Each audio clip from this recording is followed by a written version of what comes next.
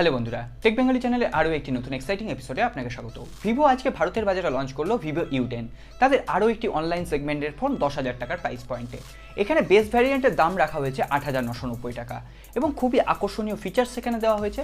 আজকে আমরা ওভারঅল এই ফোনটিকে বিচার করব, দেখে নেব কী কী কারণে আমাদের এই ফোনটি পারফেক্ট, বা এই ফোনটিরও কিছু উইক পয়েন্ট আছে যেগুলো আপনাদের সামনে তুলে ধরবো। এই ফোনটির সব থেকে ক্লোজ কম্পিটিটর হতে পারে Redmi Note 7।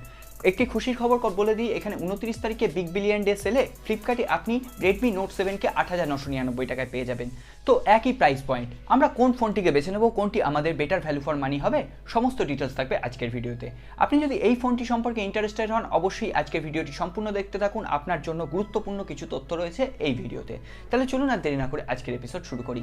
ভিডিওটি যদি ভালো লেগে থাকে অবশ্যই এটি লাইক করবেন, কমেন্ট করবেন, বন্ধুদের সাথে শেয়ার করবেন। আর আপনি যদি আমাদের নতুন বন্ধু হন, নিচের দিকে দেখুন সাবস্ক্রাইব লেখা ছোট্ট বাটন আছে, ওটাকে অবশ্যই প্রেস করুন। সাথে সাথে বেল আইকনটিও প্রেস করতে ভুলবেন না, যাতে আমাদের নেক্সট কোন এপিসোড আপনার মিস না হয়ে যায়। আসুন আজকের ভিডিও শুরু করি।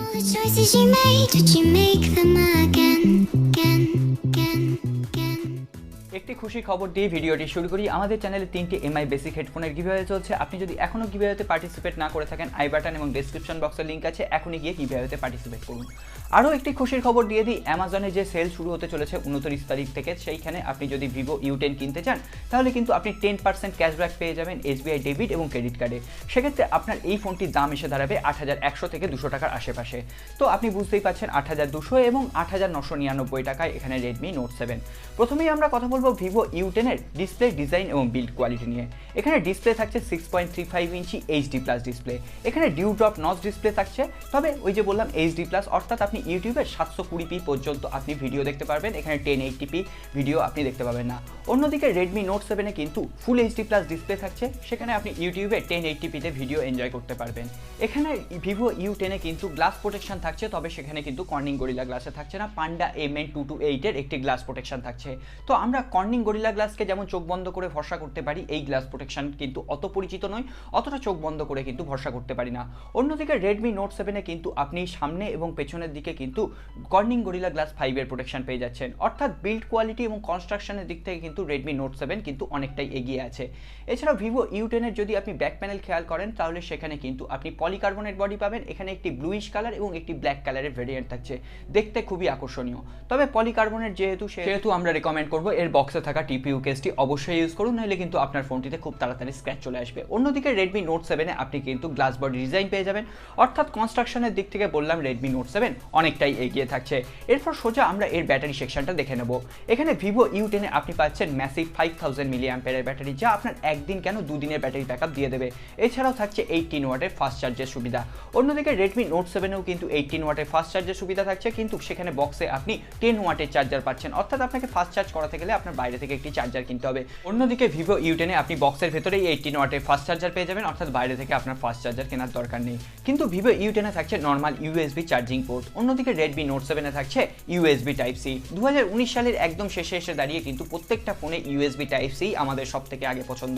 কিন্তু এখানে তার মানে এই নয় যে ভিভো U10 এর ফোনটি চার্জ করতে বেশি টাইম লাগবে। হ্যাঁ, চার্জ করতে বেশি টাইম লাগবে, সেটা 10 থেকে 15 মিনিট, কারণ ভিভো U10 এ রয়েছে 5000 mAh এর ব্যাটারি, Redmi Note 7 এ রয়েছে 4000 mAh এর ব্যাটারি। এখন আপনারা আপনাদের প্রায়োরিটি অনুসারে আপনাদের পছন্দের ফোনটি কিন্তু বেছে নেবেন। এরপর আমরা সোজা চলে যাব এই দুটি ফোনের পারফরমেন্সের ক্ষেত্রে।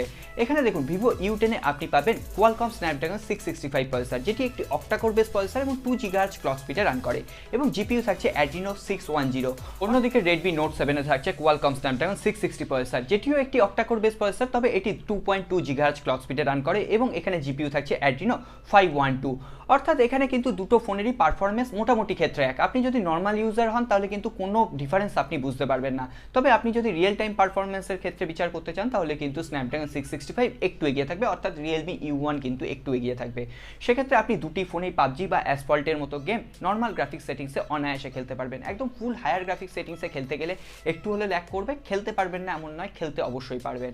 তো সেক্ষেত্রে পারফরমেন্স যদি আপনার মেন প্রায়োরিটি হয়, অবশ্যই আপনি ভিভো U10 কে বেছে নেবেন। তবে এখানে হার্ডওয়্যার লেভেলের পাশাপাশি কিন্তু সফটওয়্যারের অপটিমাইজেশন দরকার হয়। এখানে কিন্তু ভিভো ভিভোতে আপনি ফান টাচ ওএস পেয়ে যাবেন, অন্যদিকে এমআই ইউআই এর কাস্টমাইজেশন দেখতে পাবেন রেডমি নোট 7-এ।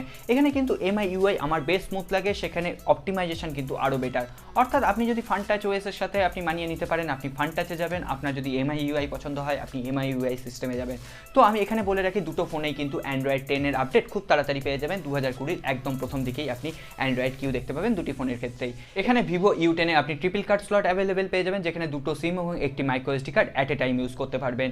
রেডমি নোট 7-এ হাইব্রিড সিম স্লট ইউজ করা হয়েছে, সেখানে একটি সিম এবং একটি micro SD card at a time use করতে পারবেন। অর্থাৎ সিম স্লটের দিক থেকে কিন্তু ভিভো U10 অনেকটা এগিয়ে থাকবে, কারণ আমরা সকলেই চাই কিন্তু দুটো সিম এবং একটি micro SD card at a time use করতে।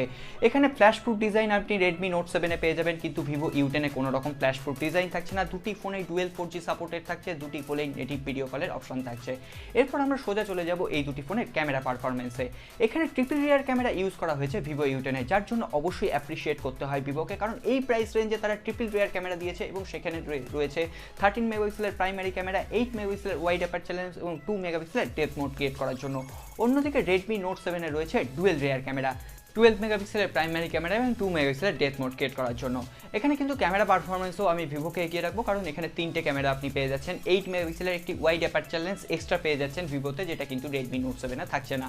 তো আমি এটাও জানি ভিভোর ক্যামেরা এফেক্টে একটু ফেশিয়াল এফেক্ট বেশি দিয়ে দেওয়ার প্রবণতা রয়েছে, তার সত্ত্বেও কিন্তু ভিভোকে এগিয়ে রাখতে হচ্ছে। এরপর যদি আমরা সেলফি ক্যামেরা বিচার করি, তাহলে ভিভো আপনাকে দেবে 8 মেগাপিক্সেলের সেলফি ক্যামেরা, অ্যাপারচার থাকছে f1.8, অর্থাৎ লো লাইটেও আপনি একটি ভালো পারফরমেন্স পেয়ে যাবেন। অন্যদিকে রেডমি নোট 7-এ থাকছে 13 মেগাপিক্সেলের সেলফি ক্যামেরা, সেখানে অ্যাপারচার থাকছে f2.0, অর্থাৎ সেলফি যদি আপনার মেন প্রায়োরিটি হয় তাহলে কিন্তু আপনি রেডমি নোট 7-এর দিকে যেতে পারেন। এখানে রেডমি নোট 7-এ আপনি ব্যাক ক্যামেরা দিয়ে 4K ভিডিও শ্যুট করতে পারবেন, থাকছে ইআইএস এর সুবিধা, কিন্তু ভিভো U10-এ আপনি কোনো রকম ইআইএস এর সুবিধা পাচ্ছেন না। সেখানে আপনি আপ টু 1080p পর্যন্ত ভিডিও শ্যুট করতে পারবেন, সেখানে কোনো 4K ভিডিও শ্যুট করার অপশন নেই। অর্থাৎ ভিডিও পারফরমেন্স যদি আপনার মেন প্রায়োরিটি হয় তাহলে কিন্তু রেডমি নোট 7-ই আপনার জন্য বেটার। এখানে দুটি ফোনেই আপনি সমস্ত সেন্সর অ্যাভেলেবেল পেয়ে যাবেন, থাকবে ফেস আনলক এবং ফিঙ্গারপ্রিন্টের সুবিধা, এবং দুটি ফোনেই কিন্তু ফিঙ্গারপ্রিন্ট বেশ ফাস্ট। তবে এখানে ভিভো U10-এ আপনি সফটওয়্যার বেস জাইরোস্কোপ দেখতে পাবেন, রেডমি নোট 7-এ কিন্তু একদম ফিজিক্যালি জাইরোস্কোপ সেন্সর রয়েছে। তো এটা কিন্তু কোনো রকম কনস নয়, এটা আপনাদের জেনে রাখা উচিত, তাই শেয়ার করলাম।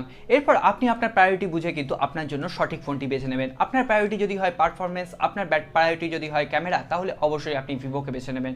কিন্তু আপনার প্রায়োরিটি যদি হয় বিল্ড এবং কনস্ট্রাকশন, আপনার প্রায়োরিটি হয় যদি সেলফি, তাহলে অবশ্যই আপনি রেডমি নোট 7-কে বেছে নেবেন।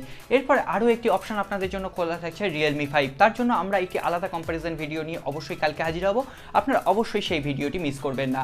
তার জন্য আমাদের চ্যানেলকে সাপোর্ট করুন। ভিডিওটি যদি হেল্পফুল মনে হয়, ভালো লেগে থাকে, অবশ্যই এটি লাইক করুন, কমেন্ট করুন এবং বন্ধুদের সাথে শেয়ার করুন। আর আপনি যদি আমাদের নতুন বন্ধু হন, নিচের দিকে দেখুন সাবস্ক্রাইব লেখা ছোট্ট বাটন আছে, ওটাকে অবশ্যই প্রেস করুন। সাথে সাথে বেল আইকনটিও প্রেস করতে ভুলবেন না, যাতে আমাদের নেক্সট কোনো এপিসোড আপনার মিস না হয়ে যায়। দেখা হবে আগামী পর্বে, খুব ভালো থাকবেন।